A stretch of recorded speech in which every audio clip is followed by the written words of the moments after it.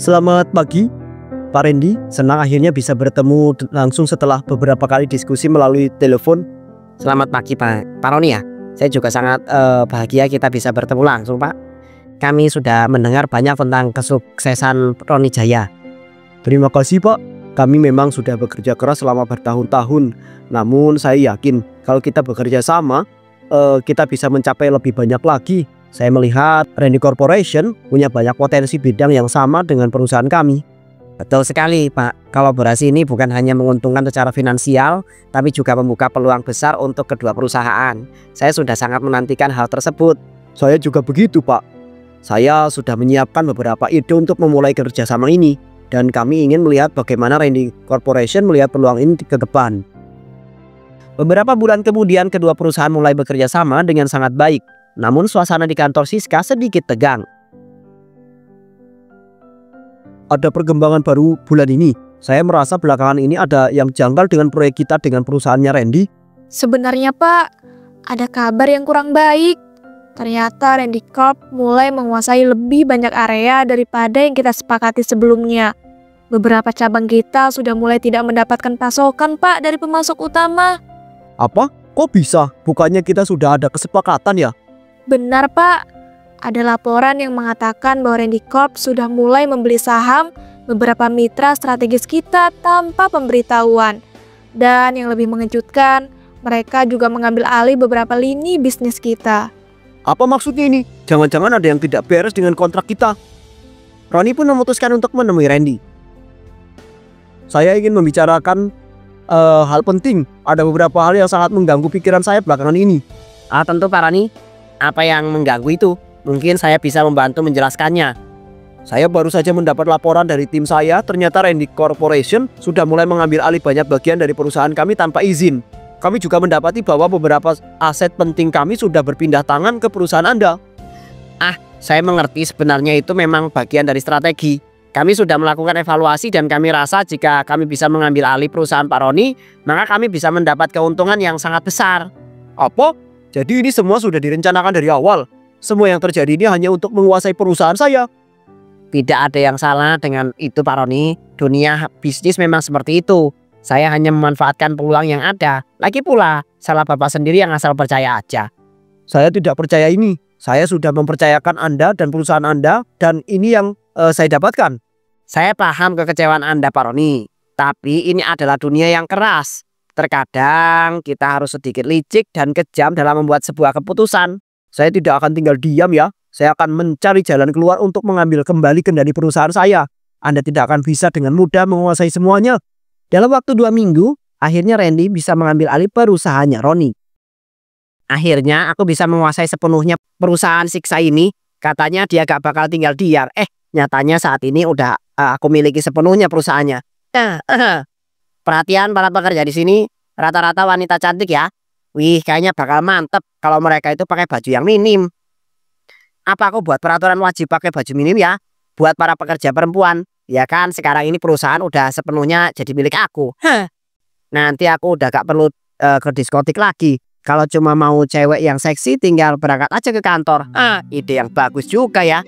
Randy pun kemudian membuat peraturan wajib memakai baju minim untuk pekerja wanita di perusahaannya itu. Pak Randy, kami di sini menyampaikan keberatan atas peraturan baru yang Bapak terapkan.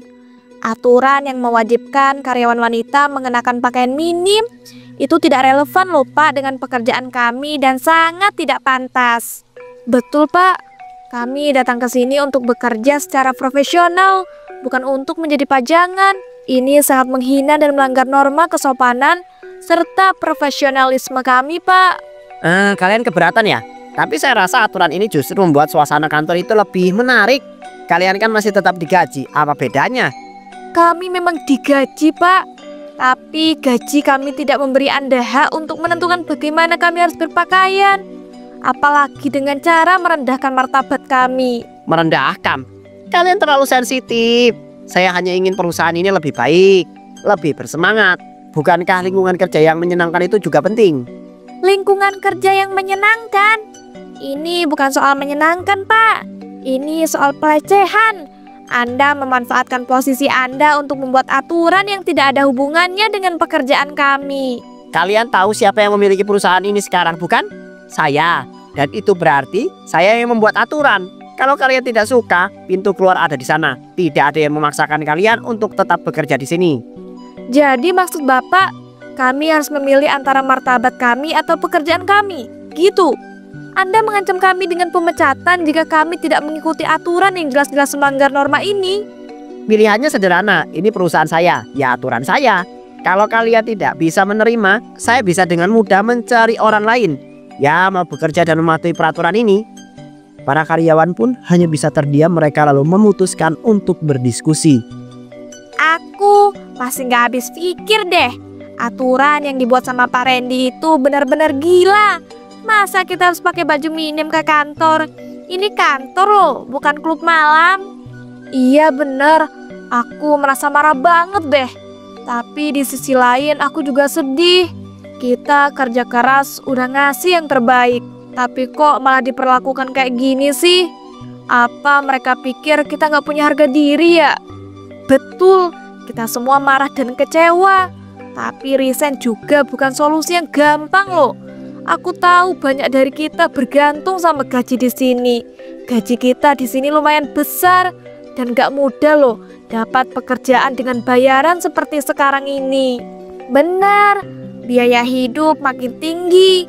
Anak-anakku juga masih sekolah loh, dan suamiku lagi susah cari kerja. Kalau aku keluar sekarang, kami bakal kesulitan. Sama, aku juga. Aku suka loh kerja di sini sebelum semua ini terjadi. Timnya tuh bagus, suasananya nyaman. Tapi sekarang setiap kali aku datang ke kantor rasanya kayak dihina terus. Gimana coba kita bisa kerja dengan aturan yang memalukan seperti ini? Kita tuh harus cari jalan lain. Pokoknya kita harus cari jalan lain, guys. Mungkin kita bisa kumpulkan lebih banyak bukti dan dukungan. Kalau kita bekerja sama, mungkin ada jalan untuk menghentikan ini tanpa harus menyerah atau kehilangan pekerjaan. Namun beberapa hari kemudian, akhirnya para pekerja wanita di perusahaan itu memakai pakaian minim karena mereka sudah tidak memiliki jalan keluar lain. Randy dengan senyum lebar menyapu pandangan ke seluruh ruangan dengan tatapan puas. Nah, lihat akhirnya. Ini suasana kantor yang saya impikan. Kalian semua tampil memukau. Matanya berhenti pada Lina. Lalu menatap Maya dan juga Rina dengan penuh kepuasan. Saya harus bilang kalian itu membuat kantor ini jauh lebih berwarna. Pak, kami di sini ingin bicara dengan Anda. Kami sudah mengikuti peraturan yang Anda buat. Tapi kami mohon Pak, tolong dong pertimbangkan untuk menghapus aturan ini. Kami di sini untuk kerja Pak, bukan menjadi objek hiburan. Ini sangat tidak pantas. Kami semua merasa terhina dan tidak dihargai. Bener loh Pak, aturan seperti ini tidak ada hubungannya dengan kerjaan kami.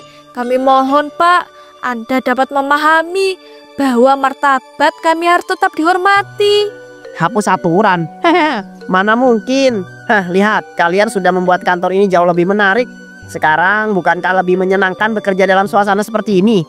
Pak, ini bukan tentang menyenangkan atau tidak menyenangkan. Kami merasa dipermalukan. Setiap hari kami datang ke kantor dengan rasa takut dan malu. Kalian salah paham. Ini semua demi kebaikan perusahaan juga. Demi suasana kerja yang lebih energik. Bukankah lebih baik bekerja dengan suasana yang segar? Segar? Kami itu manusia loh Pak, bukan dekorasi. Dan kami sudah bekerja keras untuk memberikan yang terbaik. Kami pantas Pak diperlakukan dengan rasa hormat. Rasa hormat? Tentu saja. Saya menghormati kalian. Tapi kalian tahu kan kalau ini adalah perusahaan saya. Saya yang menentukan aturan. Kalau kalian tidak suka, kalian tahu kan pintu keluar ada di mana? Pak, Anda harus tahu betapa sulitnya mendapatkan pekerjaan di luar sana. Kami semua punya keluarga yang harus kami nafkahi. Ini bukan soal pilihan yang adil, Pak. Anda menggunakan kekuasaan Anda untuk memaksa kami memilih antara pekerjaan atau martabat kami. Kalian terlalu dramatis. Saya pemilik perusahaan ini loh, dan aturan ini sah. Kalau kalian pikir ini masalah besar, mungkin kalian perlu memperbarui cara kalian berpikir. Pak, kami tidak meminta banyak. Kami hanya ingin bekerja dengan rasa aman dan dihargai. Tolong dong Pak, please, jangan paksa kami mengikuti aturan ini lagi. Ah, kalian lucu sekali. Aman. Aman itu soal pekerjaan. Tetap. Dan saya sudah memberi kalian itu. Kalau kalian mau lebih nyaman, kenapa tidak pakai sesuatu yang lebih minim lagi? Bukankah itu akan lebih menarik? Kami itu manusia ya Pak. Kami punya batas kesabaran. Nah, justru itu kalian harus mengikuti peraturan. Ya, kalau kalian tidak mau mematuhi aturan saya, ya silahkan resign dari perusahaan ini. Gitu aja kok susah sih.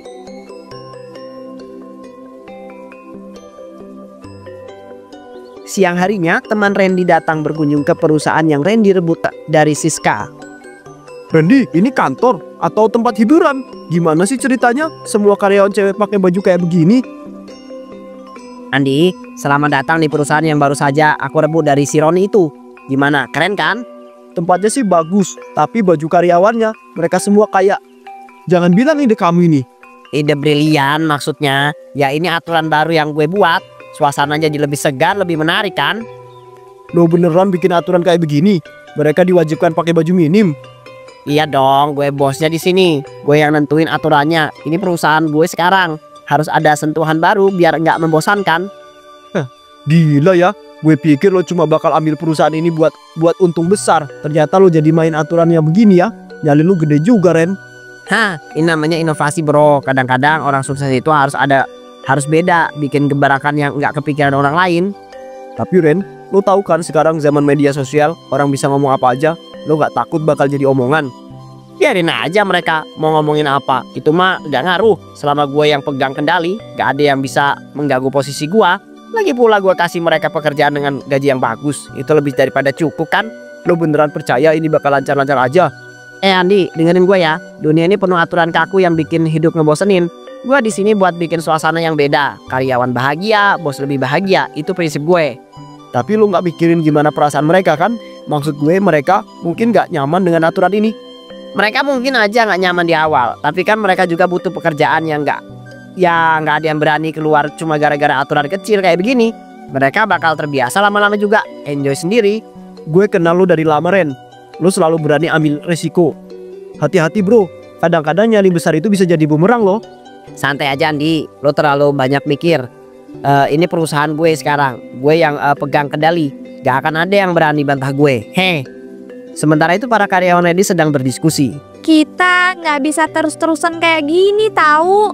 Setiap hari rasanya kayaknya harga diri kita ini dijual murah di kantor sendiri. Kita harus cari cara buat ngentiin ini. Aku setuju sih, tapi gimana coba caranya? Kita udah coba protes, kita juga udah bicara baik-baik, tapi si Randy itu nggak peduli. Dia malah ngancam kita bakal dipecat. Aku capek loh. Tiap hari masuk kerja cuma buat dihina kayak gini. Kita kerja keras, tapi malah dipaksa pakai baju yang gak pantas. Aku pikir kita perlu buat dia menghilang. Tapi kalau ketahuan, kita semua tamat. Hukumannya bakal berat loh, Rin. Aku sebenarnya gak setuju sama rencana ini. Tapi aku ngerti kok kenapa kamu kepikiran kayak gitu. Karena kita udah benar-benar di ujung tanduk. Guys, ini pilihan terakhir kita. Kalau kita nggak bertindak, hidup kita akan terus seperti ini. Kalian tahu sendiri kan, setiap hari kita kehilangan rasa hormat pada diri kita sendiri. Tapi emangnya nggak ada cara lain? Apa nggak bisa gitu? Kita cari jalan yang aman. Lapor ke polisi mungkin? Duh, polisi itu butuh bukti, Maya. Dan siapa coba yang bakal percaya sama kita? Sedangkan si Randy itu punya uang dan punya kuasa. Dia bakal dengan mudah loh menyogok polisi dengan uangnya itu. Aku ndak suka sama kekerasan. Tapi kalau ini buat kebaikan semua orang, mungkin ini cara satu-satunya. Nah, kalau kita putuskan jalan ini, kita harus siap. Semua orang di ruangan ini harus setuju. Kita nggak boleh ragu-ragu loh. Kalau ini satu-satunya cara supaya kita bisa bebas, aku ikut deh. Tapi kita harus hati-hati. Satu aja kesalahan, kita semua bakal habis. Iya, bener banget. Jadi kita harus ekstra hati-hati.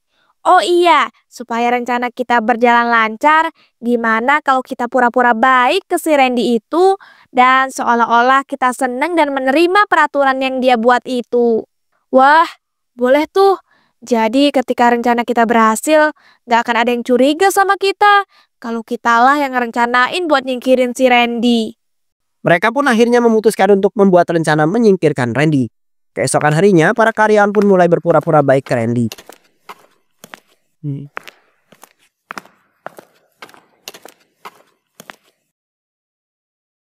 Selamat pagi Pak Randy. Wah, hari ini Bapak kelihatan seger banget deh. Pagi juga, ada apa ini? Tumben kalian ramah banget pagi-pagi. Biasanya kalian datang ke kantor cuma diam-diam dan natap sinis ke saya. Ah, Bapak, itu kan cuma bercanda. Sebenarnya ya tuh Pak, aturan baru yang Bapak buat itu bikin suasana kantor jadi lebih hidup. Oh ya, jadi kalian suka sama aturan saya. Kalian gak lagi pura-pura kan? Ya enggak dong Pak, beneran deh. Kita semua itu merasa jadi lebih percaya diri dan nyaman. Malahan suasana kantor jadi jauh lebih menyenangkan sejak ada peraturan itu. Gitu ya. Saya sangat bahagia loh dengarnya. Akhirnya ya kalian sadar. Ya walaupun kayak aneh aja gitu. Kok kalian tiba-tiba baik dan nerima peraturan saya dengan bahagia. Malam harinya.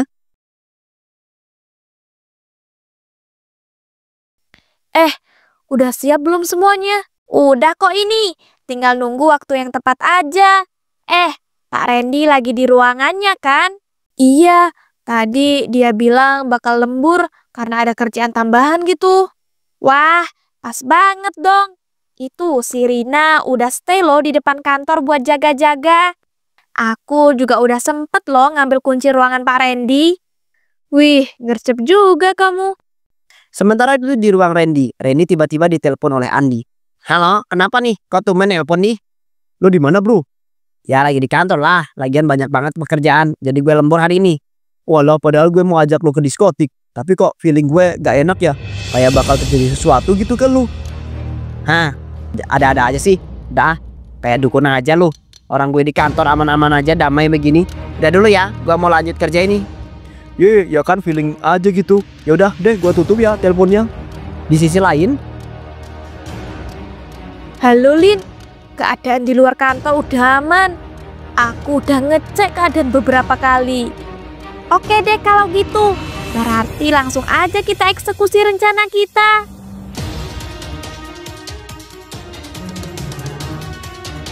Lin, awas loh. Ini kabelnya berbahaya banget kalau sampai kena tubuh kita. Iya Mai, kita harus ekstra hati-hati. Ayo, masukin kabel listrik ini ke dalam ruangan Pak Randy. kok tiba-tiba lampunya mati sih? Kok kayak ada orang ya? Siapa itu? Duh, gelap banget lagi. Saat Randy sedang mencoba berjalan keluar, dia tak sengaja menginjak kabel listrik yang sudah Maya dan Sinta siapkan. Puter setrum, tolong! Randy pun dilarikan ke rumah sakit.